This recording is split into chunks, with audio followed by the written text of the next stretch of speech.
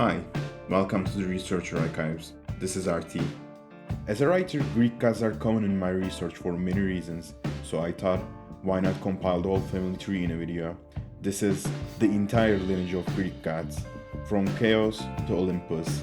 But before we start, don't forget to subscribe. I will be creating a very large and diverse archive from now on, so you might want to keep an eye on this channel. Finally, thank you for watching, and let's get started. When it comes to myths and legends, the Greek pantheon is a particularly popular and well-known group of gods. The names of the gods and what their domains are somewhat popular too, even though not that many people know the details. They are known from their many adaptations in the media since they are common choices for writers. And it is common for writers because it works. As characters, the gods have just enough known traits and personalities that they are easy to use, and change as needed. You can make them as eccentric or as agreeable as you want. For example, you can make Zeus a childish king or a playboy with angry shoes. As long as they don't stray away from their core traits, they can work in any genre and any setting. That's why they work and why they are so well known. Despite Greek gods being so popular, their mythos is generally traded away for stories that fit modern narratives better. And trust me when I say Hermes plays into a story much better when he is portrayed as a speedy trickster rather than a sex fiend. I mean, he literally has a section on Wikipedia titled Lovers, Victims and Children. It is for the best when they're adapted to modern audiences. And when I say modern audience, I mean people born in the last few centuries. They were made up thousands and thousands of years ago. They were spread by oral traditions and only written down relatively recently. Unsurprisingly, some things have to change when it comes to characters and stories developed starting in the Bronze Age. The Greek pantheon is very weird. I wish I could go into detail, but I don't have multiple hours to talk about how fucked up this whole family is. This whole thing starts off from nothing, more specifically, chaos, the first primordial goddess to exist. Apparently, she was the embodiment of the lower atmosphere, so she was the air, mist, and fog. Later on, she was also depicted as a chaotic mix of elements, but also she was the infinite nothingness. I don't know how she is the air on the earth, a chaotic ball of everything, but also an infinite vacant space, all at the same time. I don't know how she can be all those things, but it sums up the clusterfuck to follow perfectly. After managing to be many contradicting things at the same time, chaos gives birth to the other 5 primordial gods.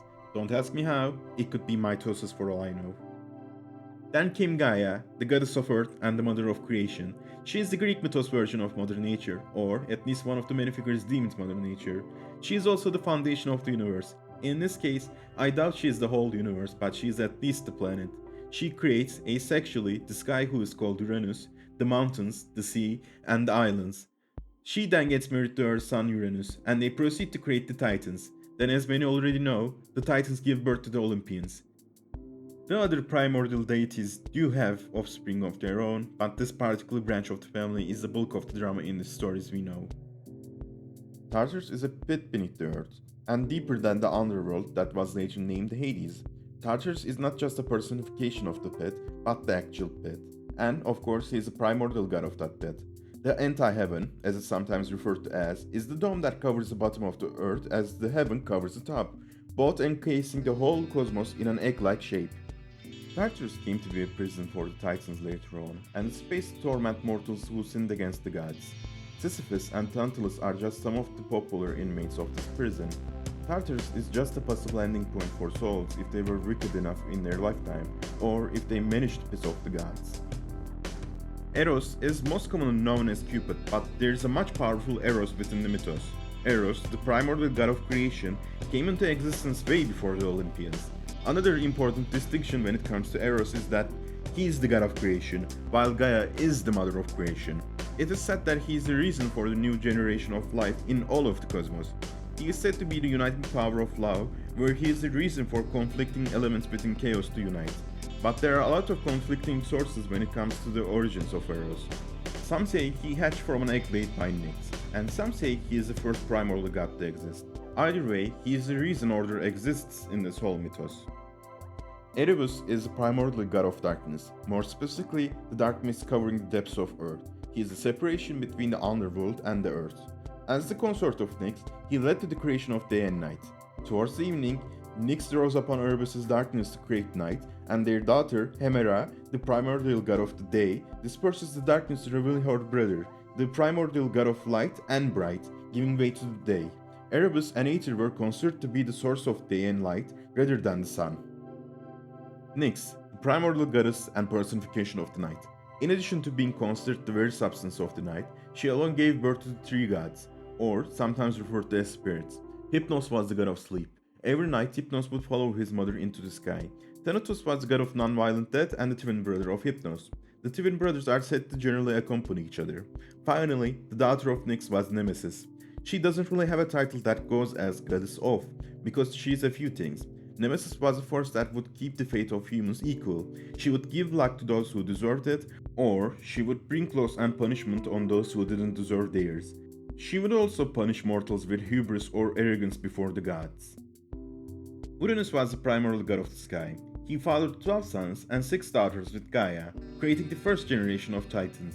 The god of the sky feared his eldest and imprisoned them inside Gaia. This imprisonment caused a great deal of pain to Gaia, so she convinced 5 of her sons to rebel. 4 of the 5 Titans held down the limbs of Uranus, and Kronos castrated Sky with a silver sickle. I would like to point out that Uranus is the sky, not just the embodiment of it, so I have no clue how you castrate the sky with a sickle. Before leaving to be never seen again, Uranus prophesied the Titans would be punished for their crimes, also at the hands of their own offspring. Hyperion is the Titan god of heavenly light. His genealogy generally ties to celestial bodies and the day and night cycle. He had 3 children with Thea, the Titan goddess of shining light, and sight, which also happens to be his sister. Look, I know some of you already are tired of the incest, but this isn't the first and won't be the last time while we're still talking about the Greek pantheon. It is unfortunately the Adam and Eve issue.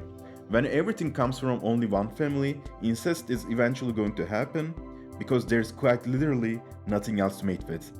Oceanus was a Titan god of the river, Oceanus. Many places are named after the god in control of them, so just roll with it. The river Oceanus was believed to be a great river which encircled the flat earth, and it was the source of all fresh water. It is also said to be the origin of all clouds and the resting place of all the celestial bodies. Eventually, during the Hellenistic era, as sea travel improved, the image of an all-encircling river was discarded, and the Oceanus' realm shifted over to the Atlantic and Indian Oceans. With the goddess status, they had a lot of children, most of them nymphs, presiding over anything from freshwater related to agriculture. When I say a lot of kids, I mean the 3,000 goddess nymphs called Oceanids, plus everyone else. Hephaestus was one of the 4 that held down Uranus. He was depicted as the western pillar holding earth and heaven apart. Hephaestus does not have a clear and cut title that fits the description Titan god of, but due to his children, it is not a far-fetched to call him the Titan god of mortality and possibly humans. His children are Epimetheus, Prometheus, Monoetheus, and Atlas. I'm sure most listeners already know Prometheus and Atlas. Even though Atlas and Monoetheus have no clear connection to mortals, if you believe that the children of Hephaestus are the worst aspects of humanity born from the best. All of the 4 children were also eventually punished by Zeus for their moral failings. Rhea is the Titan goddess of female fertility, motherhood, generation, and also comfort and ease. Married to Kronos, they had 6 children who we know as the Olympians. The 6 kids in order are Hestia, Demeter, Hera, Hades, Poseidon, and finally Zeus. By the time Rhea was pregnant with Zeus, Kronos had already swallowed all their children in fear of the prophecy given by his father Uranus. So, Rhea gave birth in secret and hid Zeus in Crete, with the Kretes to look after him. The Kretes were gods of the wild mountainside, inventors of the rustic arts of metalworking, shepherding, hunting, and beekeeping. Not important to the story, just thought it was cool. Then, she gave a stone wrapped in cloth to Kronos to swallow instead, tricking him into believing Zeus was no threat either. Kronos, the Titan god of time, and possibly the most popular Titan. Deposing his father, he took his place as the ruler of the cosmos and the king of the Titans. Even if he was the ruler of the Golden Age, he feared the prophecy that he would also lose his throne just as his father had lost his. Trying to circumvent this karmic justice, he swallowed all his kids whole. As the gods in his stomach over time matured, Zeus was free thanks to Rhea's trickery. At the Council of Metis, Zeus fed Kronos a concoction of mustard, wine, and other ingredients. This made Kronos throw up the gods he had swallowed as full-grown adults. Quickly, Zeus rallied his siblings, which started off Titanomachy, the Titan War, and Kronos' eventual downfall. Titanomachy started off between the Olympians and the Titans, but Zeus quickly recruited the Cyclopses and the Hecatonkries, or the hundred-handed giants, by releasing them from Tartarus where they had been imprisoned. The Cyclopses created the infamous weapons. For Zeus, they made the lightning bolts. For Poseidon, the trident, and for Hades, the helm of darkness. Additionally, the Titans Themis and Prometheus sided with the Olympians. The war lasted 10 years with the Olympians winning. They imprisoned all the Titans except the two that helped them. Then, Zeus gave Epimetheus the role of creating animals, and Prometheus had the role of creating men. This way, the era of man eventually began as Olympians watched over from Mount Olympus. After the war ended, Zeus, Poseidon, and Hades decided to pull straws to decide who would rule over what realm. Zeus pulled the longest straw, giving him the sky to rule over, and this also gave him the rights over mortals and gods. Poseidon pulled the middle straw, which made him the king of the sea. And finally, Hades pulled the smallest straw, which made him the ruler of the underworld, which is the realm of the dead. As the ruler of the underworld, it was named after him to be also called Hades. These are the results of Titanomachy, but before we can move on, we need to discuss the second generation of Titans, children of the Titans, and cousins, and sometimes consorts of the Olympians. Helios is one of the most well-known Titans. He is the Titan god of the sun, a guardian of oaths, and the god of sight. He is said to have palaces at the far end of his side of the earth. He starts riding his chariot from the east palace, bearing the shine of the sun. When he reaches the far west, he descends into a golden cup, which takes him to the palace on the east, through the Oceanus, the great river that encircles Earth. Additionally, Helios is also sometimes depicted to see and hear everything, but not perfectly. Let's just say he sees and hears when it fits the narrative at hand and move on. Selene, the stainless queen of night, the embodiment and the goddess of the moon, the sister of Helios. Now, as you might have noticed, Selene gets a strong introduction compared to the others up until now. That's because she really doesn't have anything else. There are like 5 other goddesses of the moon, and she wasn't worshipped much, so she mostly exists in the mythos to serve the story for other gods or titans. One of the only interesting piece of story on her is that she is in love with a boy who was granted immortality by Zeus and placed in an eternal slumber. The literary potential of the fact that the embodiment of the moon is the bride of a prince whose eternal sleeping is through the roof. Kinda sad that nobody played with the idea, since it would be a great setup for any kind of story. Eos, the goddess of the dawn and the third sibling of the day and night cycle. She is said to have an unquenchable thirst for handsome young men as a result of Aphrodite cursing her after Eos slept with Ares. In the mythology, she is said to kidnap young men and take them to faraway lands. A few of her lovers are named figures within the mythology, one of them being Titanus, a Trojan prince who eventually became her official consort. Eos, or Titanus, asked Zeus to give Titanus with immortality, but because they didn't ask for eternal youth, Titanus kept getting older. As his body withered non-stop, Eos eventually turned him into a cicada, either to forsake him or save him, depends on the source. Epimetheus is the titan god of afterthought and excuses, notably a very funny way to call someone a dumbass. Epimetheus and his brother Prometheus were given the task to populate the earth. He quickly used up the gifts given to them on the animals, leaving his brother's masterpiece, mankind, with nothing, forcing Prometheus to steal fire from the gods. Zeus, angered by the theft, ordered the creation of Pandora to introduce evil into the house of man. Epimetheus, without thinking, accepted Pandora, which led to Pandora opening a jar given to her by the gods, releasing spirits to hurt mankind. Only the spirit of hope, Olympus, remained behind to help mankind. Prometheus, the smarter and the more popular of the two siblings, is the titan god of forethought and crafty counsel. He sculpted men out of clay and stole the parts from a feast to bring them to life.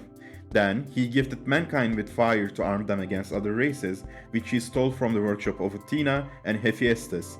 The fire stolen can be interpreted as literal fire or fire of creative power because of the location it was stolen from.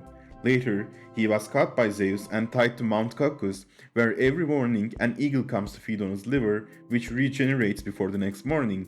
However, he eventually gets rescued by Hercules a few generations later. Atlas, also a very popular figure, was a leader on the side of the Titans during the war, and as such, Zeus gave him the punishment of bearing the weight of the sky. Fittingly, he is the personification of the quality of endurance. He doesn't have a domain he rules over, so he isn't technically the god of anything, but he instructed mankind in the art of astronomy, which sailors used for navigation and farmers used to tell the seasons. In some myths, he also had the responsibility of revolving the stars, so he is deeply connected to astronomy.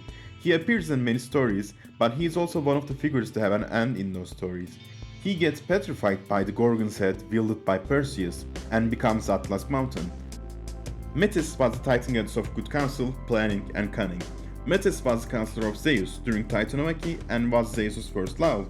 However, when Zeus learned of a prophecy which stated Metis would bear a son that was greater than Zeus, Zeus decided the best course of action would be to swallow her whole.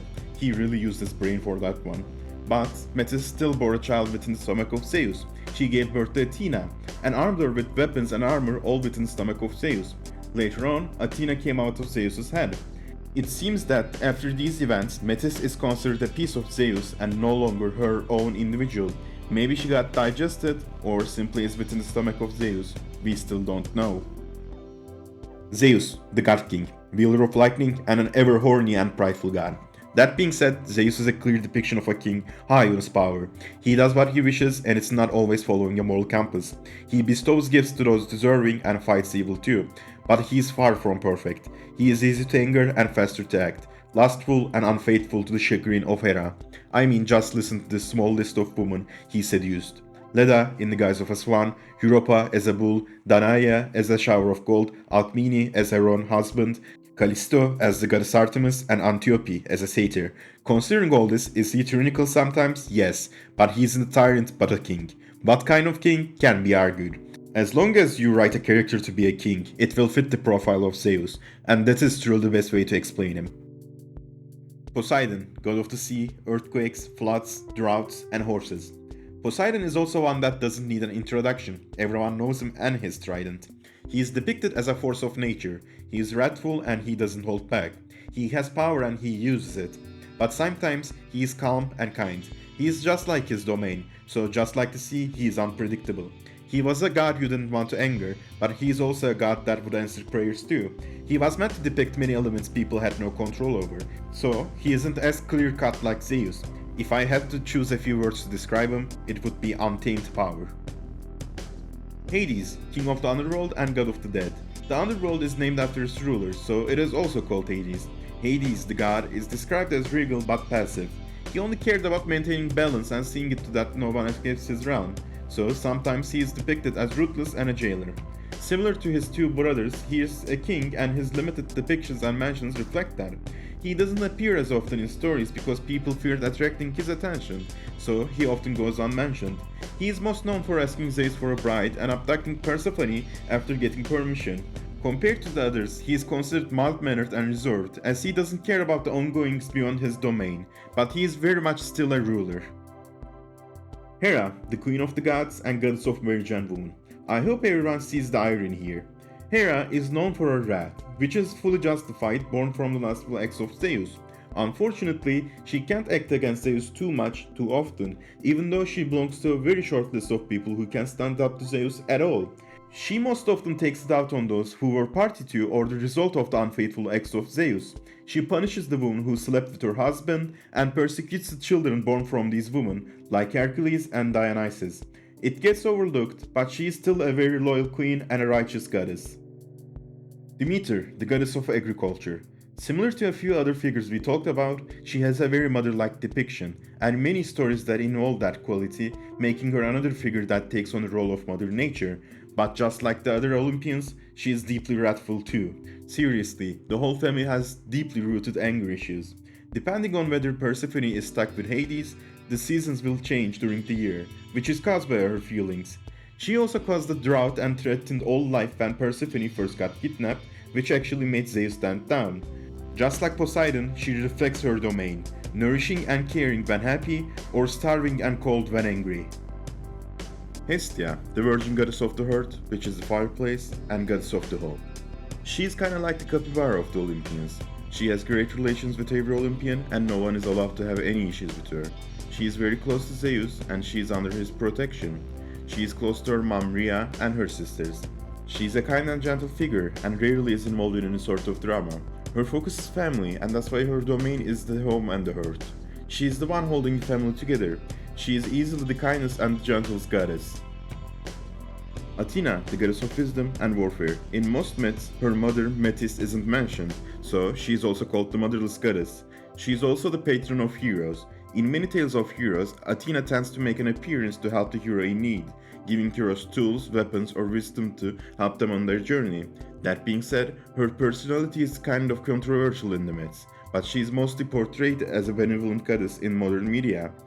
Some argue that it is very likely that she doesn't care about the heroes, but war and such are a game to her or a way to achieve glory.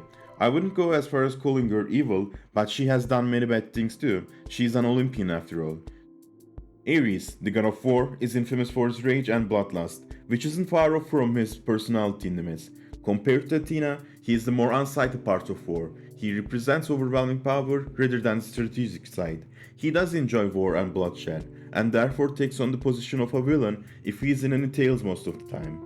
He does have a few rare stories about him that paint him in a gentler light, but he is always depicted to be wrathful. He mostly cares for war, so he tends to be careless in any other affairs, similar to how he slept with Aphrodite when she was married to Hephaestus. But he is a good father, son, and boyfriend. So overall, he is barbaric in most ways, but he does contain a nobler quality within him. Aphrodite, goddess of love and beauty and everything related. She was born from the sea foam and genitals of Uranus. She perfectly embodies her domain. She loves to help, maybe even meddle in the affairs of men and gods if it concerns love, and she often gets involved too. She is sometimes benevolent, but definitely destructive if ignored. To her, the biggest sin is her beauty and love going unnoticed. She is fickle and chaotic. She reflects her title in every way, including the insecurities that come with it. Her anger for being slighted or ignored is the biggest tell that she has insecurities. The literal goddess of love and beauty needs constant validation from gods and mortals. She is a good depiction of a love incarnate. Hephaestus, the god of fire and the crafts. He was born with a limp, so Hera cast him out from Olympus. He later secured his place back on Olympus by trapping Hera with a golden throne which she couldn't get up from. Then, he had troubles with his wife Aphrodite cheating on him with Ares. He humiliated them by trapping them with an unbreakable and invisible thin chain while they were in bed and dragging them in front of the Olympians. He gets slighted many times, but compared to the other gods, he is tempered. He is dedicated to crafts since his logical creations can turn on him. He is quiet and introverted. He lives for the crafts, for that is the only thing that he has most of the time. He clearly symbolizes all the people who seek refuge from their troubles in their interests, skills, and possibly their logic. Apollo, god of music, poetry, healing, and archery, and much more. He was born from the affair of Zeus with Leto alongside his twin sister, Artemis. He is described as childlike but also mature like a leader. He has a dualistic nature, most likely reflecting his connection to medicine. He is a healer who never hesitates to kill if he deems it so. Additionally, a lot of his love stories end with his lovers turning into plants, and most other stories end with a lot of blood. His domains are all things that can be delightful if you are looking for them, or a problem if you are at the wrong end of them. I can't really pin him down as a character like other gods, but maybe that's why he's one of the more popular gods, despite not appearing as much in modern stories. Dionysus, god of wine, pleasure, festivity, madness, and wild frenzy. He is depicted every bit as the god of wine and pleasure he is. He is known to have a dual-sided nature to him. He brought joy and fun, but he had a very terrifying side too. He never does the killing himself or passes it off to someone else. He inflicts madness on everyone and just lets them tear each other apart. He also has two birth stories and many more origins that are unclear about Dionysus. That being said, I think Dionysus was meant to symbolize how fun giving its pleasure and festivities can be, but how horrifying it can become if someone loses themselves to depravity or frenzy from too much of a good thing. Artemis, the goddess of hunting and wilderness. Her and her brother Apollo share a lot of qualities, and their personalities also share similarities. They are very protective and independent gods. A lot of her myths include animals and animalistic themes fitting her domain. As a huntress, she has many tales of her beating enemies and dishing divine retribution using her skills and intelligence. She was also a patron of healing and disease and protector of young girls, whereas her brother was a protector of young boys. She is a virgin goddess, but she is still a nurturing and protective deity. She is a very fitting symbol for the need to hunt. She is tricky and fierce, but also nurturing and protective, all attributes of a good hunter. Hermes, the Olympian god of herds and flocks, travelers and hospitality, roads and trade, thievery and cunning, heralds and diplomacy, language and writing, athletic contests and gymnasiums, astronomy and astrology. Yes, he did a lot. And in addition to all of that, he was a herald and messenger of Zeus and the guide of the dead. Knowing all this, it is no wonder why he is always depicted to have super speed in many depictions. Like many speedsters in media, even for the ancient Greek, he was described to be witty, mischievous, intelligent, and a trickster. He is known for his winged boots and his benevolent nature. He is one of the classic tricksters found in all mythologies, which is the only real way to explain him. The only major difference is his schemes are almost never for selfish reasons. It is generally a way to entertain himself. Persephone, goddess queen of the underworld. Almost everyone has heard the tale of how she got to where she is. She was kidnapped by Hades and brought to the underworld. Later, her mother, Demeter, managed to convince Zeus to let her come back. But because she had tasted pomegranate seeds of the underworld, she was stuck in the underworld for a portion of the year. So, she is also the queen of the spring, as that is when she comes back. Alongside her mother, she is another figure fitting the description, Mother Nature. She is the symbol of the cycle of nature and the cycle of life. As such, she does have a dualistic nature as well. She is kind, but also cold and distant. She is the embodiment of the cycles she portrays and controls. Hercules, god of strength and heroes. He is the son of Zeus and was hunted by Hera for most of his life. One day, Hera induced madness in Hercules, which led to him killing his family. Once cured, he sought absolution for his sins and talked to the Oracle of Delphi, but again, the oracle was guided by Hera, which led to Hercules to serve a king and complete every task given to him. This led to the tale of Hercules completing the 12 labors. Some completed with his strength, some with his wit, and some with the help of the gods. He eventually dies a heroic death, and he joins the gods, reconciles with Hera, and takes his place in Olympus. Eros, the god of love, not to be mixed with the primordial god Eros we talked about before. He is a loyal companion of Aphrodite, said to be always at her side. He is the Cupid everyone knows and has heard of. He causes gods and men to fall in love, armed with his iconic bow and arrow. He is described as mischievous and disobedient. He tends to be depicted as either a young boy or a child, which explains his immature nature. From many stories, it can be gathered that he doesn't fully grasp the power he has and the potential to cause pain. Compared to Aphrodite, he reflects more of the naive and hopeful side of love. Hello again. If you made it this far, I hope you enjoyed it. With that last entry, the entire lineage of the Greek gods ends.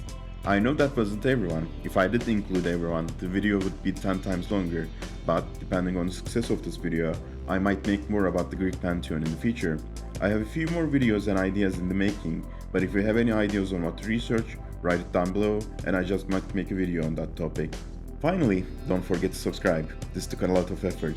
Researching and writing is my forte, but the voiceover and editing was a bit of a challenge. Hopefully I will get better at them quickly so I can make better entries for my archive soon. This was still a lot of fun. I hope to see you soon.